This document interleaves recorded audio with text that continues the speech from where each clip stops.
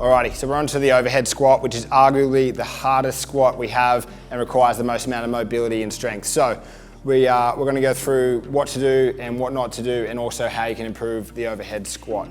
So if the bar's starting from the floor, we obviously need to get it to the front rack, and then from there we can press and then put the bar on our back and reset our grip so that we can have a wide enough grip to have the mobility to get down. So depending on how mobile you are, will determine how far away you need to have your hands. So Harry's got his grip there.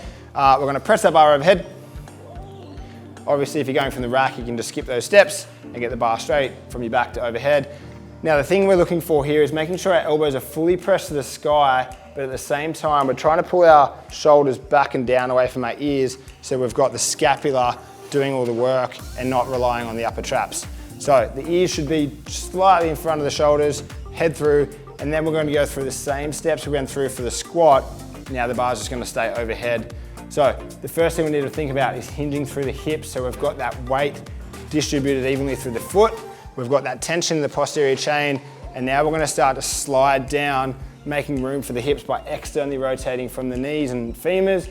And then we're sitting down nice and controlled into that squat, making sure our hips go deeper than our knee line.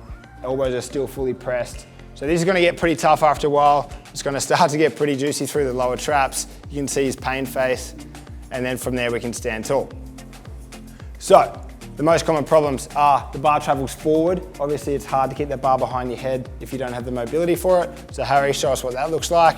Bar sort of comes forward. Obviously that's going to get heavier as there's more weight. So let's go forward and see what happens.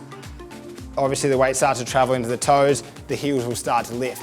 So to combat that, you can either obviously try to keep the bar behind your head and hinge early on, but you can also start to add some plates under the heels like before, or get some weightlifting shoes to help you increase that dorsiflexion, because at the end of the day, it's going to come down to whether or not you can get your knees in front of your toes to keep that torso angle nice and high, and therefore the ability to keep the bar behind your head will be easier.